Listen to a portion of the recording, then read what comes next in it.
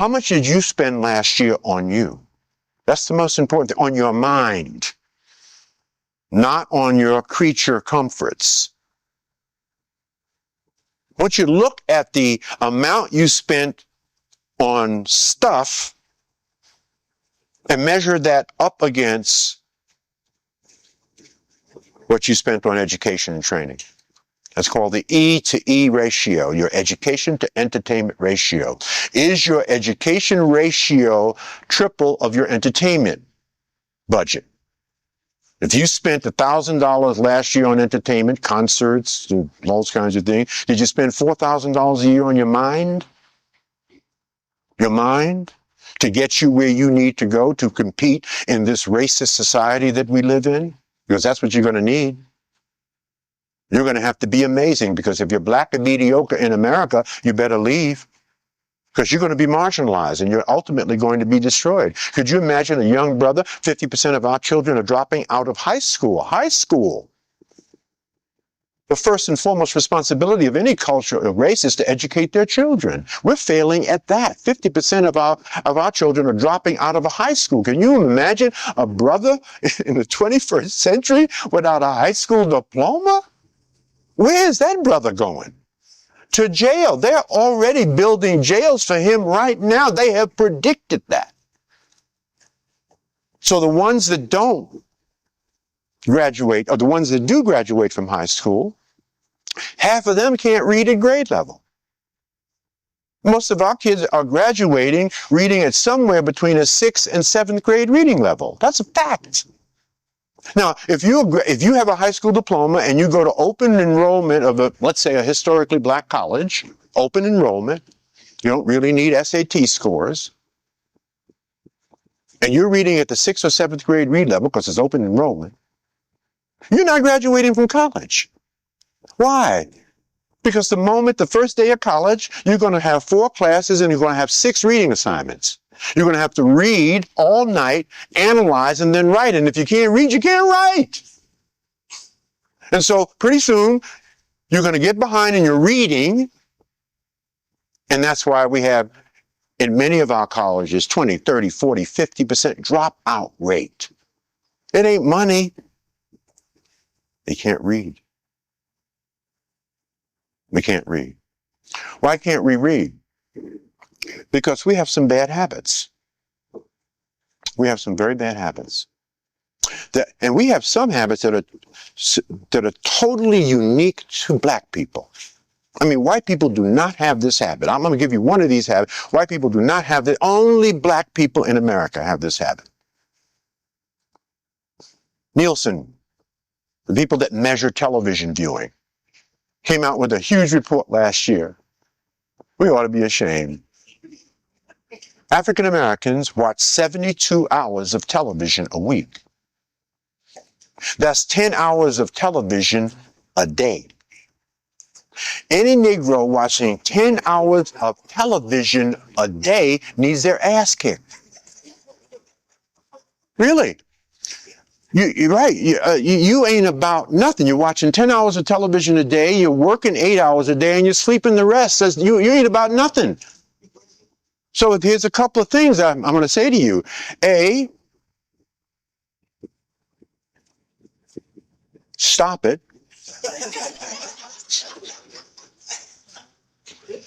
B, you ain't about nothing. You can't be. And C, we're just waiting for you to die.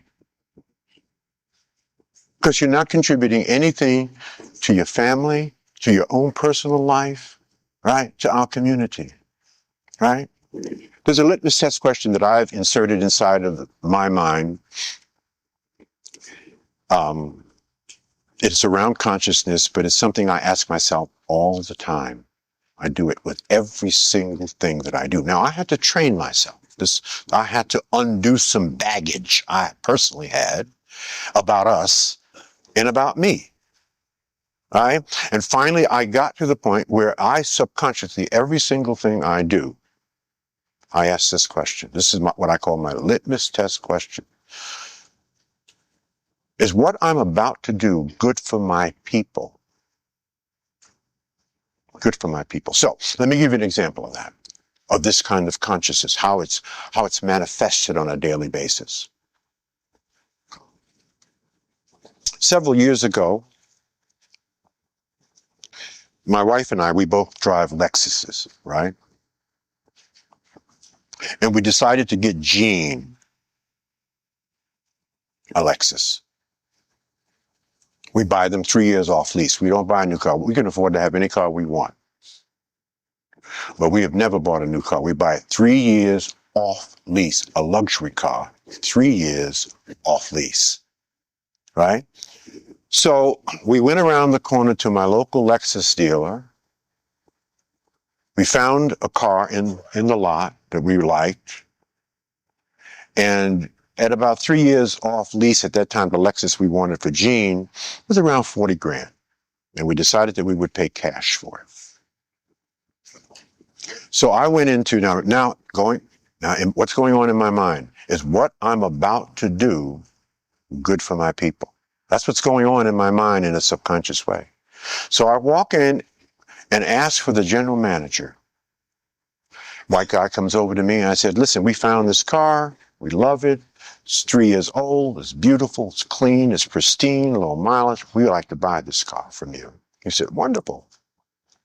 And I said, we have a check here for about $40,000 once we add everything up. And we will give you this check if we can give it to an African-American salesperson. Well, you could see the blood drain from this white man's head when he said, we don't have one. I said, then I'm leaving. And I walked out of there. Went to another Lexus dealer. They had two. And that's where we bought the car. So 6 or 7 months passed, and I wanted to go back just out of curiosity to see if anything had changed. You know it did. They had 3 black people selling Lexuses, right? So that one conscious act by one person made a difference in 3 black people's lives.